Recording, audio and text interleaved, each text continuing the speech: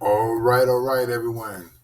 Welcome to the Watchlist, the show where we scout the ones who don't, and we just hoop. We just hoop. They lead, powered by TAAN-TV and delivered straight from the gyms of Texas. Today's episode shines its light on 6'6" wing out of Alamo Heights, Mr. Alex Elliott. Strong body, smart, big upside, coming off a breakout junior year and heading into his senior year. We'll get all up into that. But Alex, how you doing, man? Glad to have you on. Thank you for having me. I'm doing great. How about yourself? Getting there, man. We're about to bust into August, and we'll be heading back to school and getting into routines. So that's a lot of what I like. I Yes, like sir. routines. Yeah, me But, too. hey, let's jump off, man. Alamo Heights. I won't say that it was a record-breaking year, but y'all had a really terrific year. Um, what you know what did you make out of yourself last year? You made a real name for yourself, but what clicked for you as a junior? Um, it was just a continual work. Like I feel like most of the stuff I did my junior year, I could have done my sophomore year, but my team didn't need that from me. They needed other things, and so I went from a defensive player to contributing a lot and scoring. And that's probably my big conversation with coaches when they ask about your game. I Mhm. always tell them like he's going to rebound. He's going to be very physical in the glass. Um, he's going to be physical in the paint, but he can score and he can score in bunches. But just like you said, that wasn't the role. You had four seniors on that team, and it was you really excelled in your role, and that's one of the Sure key thing. points because when you go to college, man, they're looking for puzzle pieces. Mhm. You know, you look up and down some of these circuit league rosters, and nobody's scoring 20 points a game. That's real. But That was us this year. We had I think our highest score was 11 points, and I was our second with like 10. But like our whole starting lineup averaged like over 8. yeah, So I mean, we got you couldn't just pick one person to defend. You had to defend our whole team. I remember you sharing too that you had a couple of big games out there in Los Angeles. Yes, sir. Must have felt pretty good. Yeah, it did. Getting back into AAU style basketball, definitely there was a little learning curve there, just because coming off of a set like plays and going into AAU where it's kind of like you're trying to showcase yourself and trying to market yourself. But no, yeah, I had a couple 20-point games. Our team success maybe wasn't there, but I was definitely showing what I could do. You know, uh, let's just put the obvious out there. Mhm. You can be a matchup problem at 6'6", about 210. I'm sure that number's changed. Uh, Mhm. but how do you use your size to your advantage? So I used to actually play post like back in like I don't know like sixth, seventh grade, and so I still all have that in my arsenal. So when I get a matchup that our team thinks is favorable, they'll put me on an island with that guy in the post, and I try to score. If someone were to ask you, what's your mindset look like every time you step on the floor? How would you answer that question? Win. There's yeah win. If it means that I get kind of like my sophomore year, I played a good amount, but I was defense. I was defense first, and scoring for me was just kind of bonus. But junior year, I've stepped up a little bit more, and they need a little bit more scoring. But whatever the team needs, I'm more than willing to do that. You know, um, and we're just talking about different schools that you have interest, they have interest, but when this is your opportunity, man, to what do you want the city and college coaches to know about your evolution as a player? Um, I feel like my my high school coach called me like a multi-tool, like a Swiss Army knife, and I feel like wherever I go, I can help. And depending like almost anything they need, I can I can do just about it all. Yeah, you know, um, it's funny because we were talking prior off air, we talked about uh, you started out after your freshman year. Coach told you really needed to work on your defense, so that was your Hmm. focus as a sophomore. And Hmm. as a junior, you picked up a different role. And what do you expect your role to look like going into your senior year? Well, we lost 4 seniors, and they were big leaders, so we'll definitely need a leader out of me because at the end of the day, I'm one guy, and our team success will be determined by not just me. It will be determined by 1 through 10. So if I can be a leader and I can elevate my kind of like the sophomores and juniors play, then I feel like we'll be successful. You know, let's you talk, you play Hmm. with strength uh, and hold your own.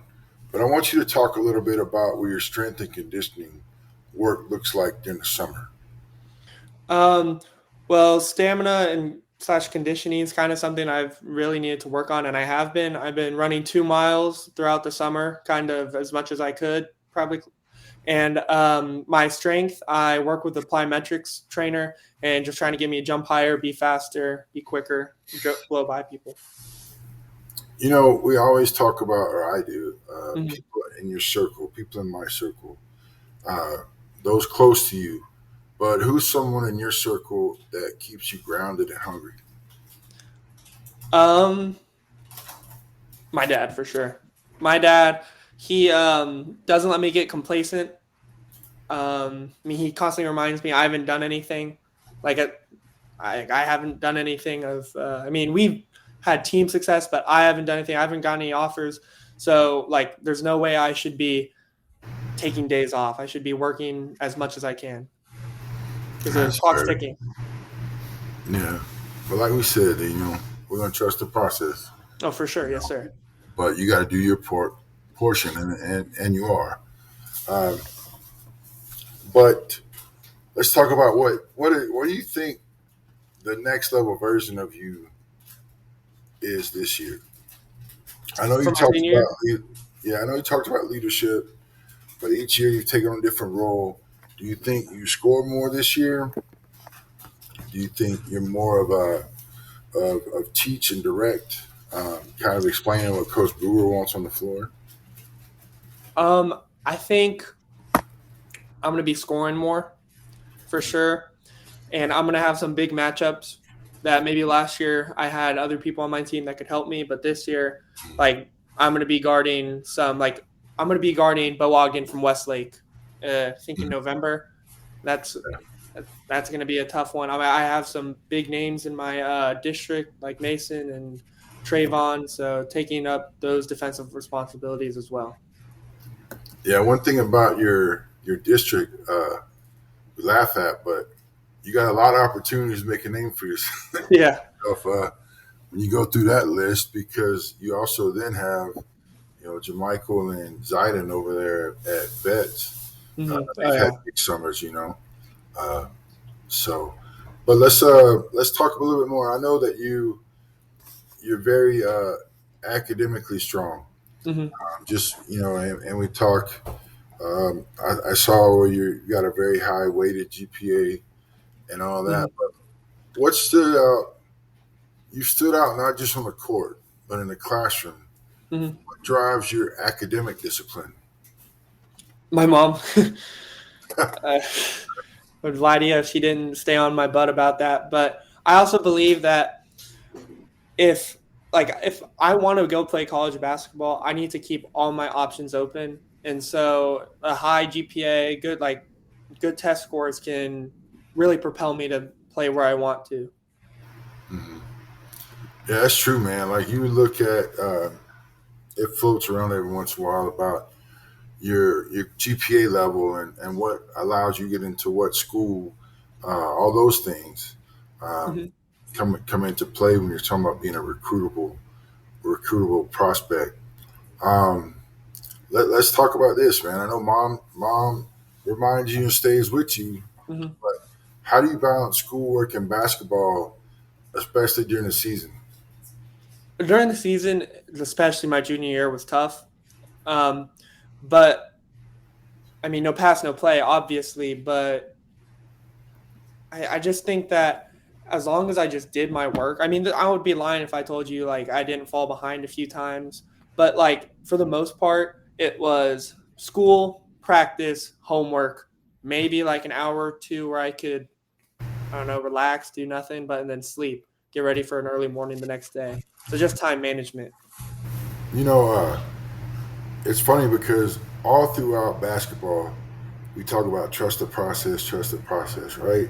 Mhm. Well, in all honesty, man, last year for you, uh, in your junior year, that was brand new for to have a deep playoff run like that.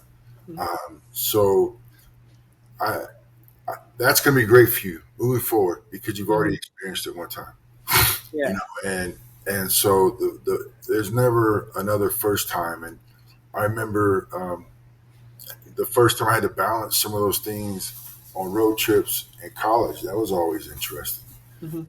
So that doesn't go away, especially at some of the great institutions that you're talking about possibly attending. Yes, sir. Um, one thing, coaches don't just recruit stats, they don't just recruit GPAs. Mhm. But if I was to pull up on just one of your teachers and ask, tell me a little bit more about Alex, what do you hope they'd say? Um, See, I feel like I have a great relationship with most of my teachers, or at least I did last year. And so I would want them to tell them that I'm a great kid, or a good student, and an even better kid. Feel like I wasn't getting in trouble very much. I was doing my work, and so maybe a hard worker would be another Hard work. one. Yeah. And um, whenever you're in, I know personally because of my children going through high school and how competitive the GPA battle is all the way Mhm. through. I think you have a 4.36 or 4.63. Uh, Yeah, weighted, yeah, something like that. yeah, you don't have very many off days, Alex. Yeah, So I think you're good on there. But what's one goal beyond basketball that you're pretty passionate about? I just want to be successful. I don't know exactly what I want. What I want to do is my 9 to 5 when I eventually get one, but I want to be successful and I just want to be successful. Okay. And successful always isn't monetary, like Yeah, being a good person, having a good amount of friends, like it's all aspects of my life. that's what I was gonna say, man. Like, I guess that's a kind of a lead-in question, and maybe you've covered it already. But like, how or what do you say this is what success is going to look like for me? The success means so much, so different for so many different people. Like some people measure success with money, some people measure success with your family and like your friends, but I I think it's a combination of everything. Man, it's funny. I just let you know, Kingston, Kingston, Mhm. just chimed in on the Twitter tomorrow. Let's go, Alex. So there's Mhm. still a lot of love back and forth with those guys you played with, and it's funny because it reminded me of what we used to, as a kid growing up. We Mhm. used to think that success was being fat and happy. Uh, fat because you had food, you Yeah. know, and you had food, so you're happy. So just yeah. All right, so senior season's coming up. We've already hit on that somewhat, but what are your goals this year for this year?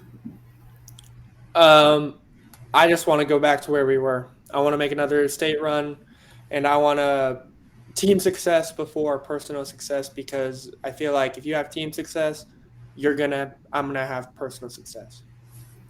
Yeah, and as long as you uh, place those goals like you just said, with team first, um, you know, it's all going to come together. And the biggest thing at the end of the day is, are you a winner? And that's what Yeah. coaches want to know: are you a winner? And that's good, man. Um, let's talk about biggest lessons you learned from last year or your first 3 years of high school basketball. What would you say one or two of those lessons? Um, See, I actually have a funny story. So my freshman year, I was playing on JV, and I got pulled up to varsity for the playoffs, and we were playing Wagner, who was 100% more talented than us. Mm. But I think we went down 12 after the first half, and at the second half, we held them to 4 points in the whole half. Oh, geez. And that's insane. I mean, like, especially for a team as talented as them. And so that really just like showed me how much like coming together and believing in what you're doing and what the coach is saying, and having your teammates back can really propel you to succeed. Yeah, man. That's a good story. That's something good to pull off of, later Yeah. on in life. Um, if you could write the headline for your final season, what's it gonna say? Um, it'd probably be something like Mules return to state tournament. That's what I wanted. That's what I'd want it to say. I just, yeah, for sure. So let me ask you this, man. Like, Hmm. because my at Southern Arkansas, our mascot was the Mule Riders, right? Yeah. What's it like for your mascot to be a mule? It's unique. I don't know how many other mules I've seen, but definitely have some mule pride. I mean, that's almost as unique as the New Braunfels mythical creatures they have. The unicorns. Yeah, Yeah. and anyway, let's get off of that. But for some reason, that's always intrigued me. All right, man. So, when college coaches are reaching out, Uh-huh. we talked a few. What are you looking at from your film or in the conversation? What are you hoping stands out? Um, I would say my versatility. Because they'll watch a highlight tape and they can see just about anything. They can see passing, they can see shooting, they can see finishing at their, they can see defense, and I feel like it's all at a high level or somewhat high level. And so I think my versatility I'd want to stand out. You know what, man? And I told you before the show, Hmm. one of the things that I love that you've done is gone back through and pulled enough clips to have a full highlight reel of just 3-point shooting, just entry passes to the post, just guarding the post, guarding guards, guarding wings. Because to me, that was just first time I've seen it. I'm not saying it's the first time I've ever done, but first time I had seen it. And the only thing that really compared to that was DJ Jordan when he put that minute and a half clip of all the charges he had taken. Yeah. So shout out DJ, shout out you Alex, man. That was a great thing because you've answered every coach's question to the best of your ability Hmm. with those clips. And we are kind of wind down and talking about the recruiting in real life. But let's talk about what kind of system or style of play do you think brings the best out of you? Um, I feel like coaches who I can make mistakes and I don't have to fear getting pulled out and all that. But I do know that there's a level of trust you have to build with a coaching staff. But just a transparent coaching staff, I'd feel like Coach Brewer does a great job. He tells you he even has a scoring system to tell you how much you impacted the team positively or negatively, and just that transparency really helps me. Yeah, he is. It's been interesting because I've kind of gleaned things in conversations, and you're right, man. He's a very analytical dude, uh, very relatable. You Mhm. know. Um, let's see. We hit one more, man. Um, what do coaches need to know about Alex Elliott that the box score can't tell? I've been told by almost every coach I've played for that I'm a hard worker on the court. Like I'm flying around just trying to rebound, defend, all that. So I feel like hard worker, something that won't show up in the box score, but will definitely see it when I play. And we'll put this here. Like I said, we're winding down, but just in case people missed it, you are very much that multi-tool, that Swiss Army knife type of player. When people are talking about positionless basketball, the move to positionless basketball, I feel like you got the size, the strength, the mobility to cover most, if not all, aspects. And you know, as we pull to the end, you know, like I said, big body, big motor, strong student academically.